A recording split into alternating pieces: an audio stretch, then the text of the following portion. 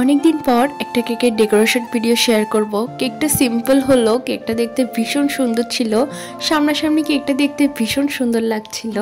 তো নমস্কার সবাইকে, আজকে আমি আপনাদের সাথে শেয়ার করব আমার ডেলিভারি দেওয়া 1 পাউন্ড ওজনের একটা চকলেট কেকের ডেকোরেশন ভিডিও। কেকটা অর্ডার করেছিল আমার এক রিপিট কাস্টমার আপু, আর কেকটা ছিল কাস্টমাইজ চকলেট কেক। তো কেকটাকে আমি আগেই ক্রাম কোট করে নর্মাল ফ্রিজে রেখে দিই কিছুক্ষণ সেট হওয়ার জন্য। এখন কেকটাকে বের করে আমি ফুল কেকটাকে ভালো করে ফিনিশিং করে নেব। আমি এখানে পাইপিং ব্যাগের সাহায্যে ক্রিমটা দিয়ে নিয়েছি। এভাবে করে ক্রিমটা দিলে কেকের ফিনিশিংটা খুব সুন্দর হয় আর খুব তাড়াতাড়ি ফিনিশিংটা চলে আসে, এটা আমার কাছে মনে হয়। আমি এখানে ছোট একটা প্যালেট নাইফ দিয়ে আমি কেকের সাইডে খুব ভালো মতো ফিনিশিং করে নিব। আর যেখানে ক্রিমের দরকার সেখানে আমি অল্প কিছুটা ক্রিম দিয়ে কেকটাকে ভালো করে ফিনিশিং করে নিচ্ছি। কেকে যদি ফিনিশিংটা সুন্দর হয় তাহলে যে কোনো ডিজাইনই কেকটা দেখতে ভীষণ সুন্দর লাগে। তো আমি যতটুকু পারি ততটুকু পরিমাণে আমি কেকটাকে ভালো মতো ফিনিশিং করে নিব। কেকের সাইডে ভালো মতো ফিনিশিং আনার জন্য আমি এখানে একটা কাঠ ব্যবহার করছি। কাঠ দিয়েও কেকের সাইডে ফিনিশিংটা ভীষণ সুন্দর হয়। যারা স্ক্রাপার দিয়ে কেকের সাইডে ফিনিশিং আনতে পারেন না, তারা চাইলে এরকম কাঠ দিয়েও কেকের সাইডে ফিনিশিং নিয়ে আসতে পারেন। কেকের সাইডে ভালো মতো ফিনিশিং আনা হয়ে গেলে আমি উপরের দিকেও ভালো করে ফিনিশিং করে নিচ্ছি। আমি এখানে একটা ছোট ওই প্যালেট নাইফটা দিয়ে আমি উপরের দিকে ভালো করে ফিনিশিং করে নিব। তো কেকটা যখন ফিনিশিং করা হয়ে যাবে আমি প্যালেট নাইফে করেই অল্প কিছুটা পার্পল কালার নিয়ে আমি কেকের উপরের দিকে একটু দিয়ে নিব, আর কেকের সাইডেও আমি দিয়ে নিব। তো আমি এটা দিয়েই প্যালেট টাইপ দিয়ে আমি উপরের দিকে ডিজাইনটা করে নিচ্ছি। আসলে এই ডিজাইনটার নাম কি বলে আমার জানা নেই, আমি যতটুকু জানি এটা প্যালেট নাইফ দিয়েই করে থাকে, বা যাদের কাছে প্যালেট নাইফটা নেই তারা এই ডিজাইনটা চামচ দিয়েও করে নিতে পারেন।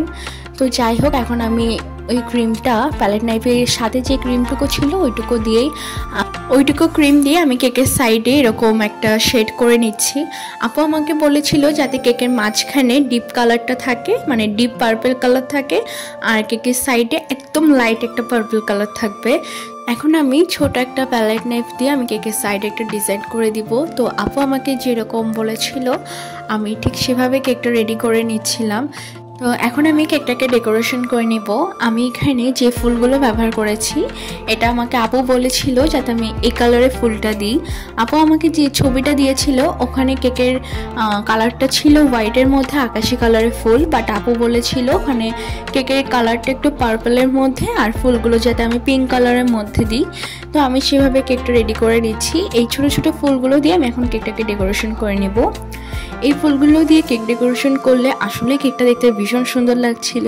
এই কেকটা ডেকোরেশন করার পর আমার কাছে বলতে গেলে ভীষণ সুন্দর লাগছে। এই কেকের ডেকোরেশনটা একদম সিম্পলের মধ্যে হলো, কেকটা দেখতে অনেক সুন্দর লাগছিল। তো এখন আমি একটা পার্পল কালারের মধ্যে একটা নন এডিবল বাটারফ্লাই এখানে অ্যাড করে দিয়ে একটা টপার বসিয়ে দিই। টপারটা দেওয়ার পরে কেকটা দেখতে আরও বেশি সুন্দর লাগছিল। তো আমি কেকের সাইড দিয়েও 2টা বাটারফ্লাই এখানে বসিয়ে দিচ্ছি। এই বাটারফ্লাইগুলো দেওয়ার পর কেকটা দেখতে ভীষণ সুন্দর লাগছিল।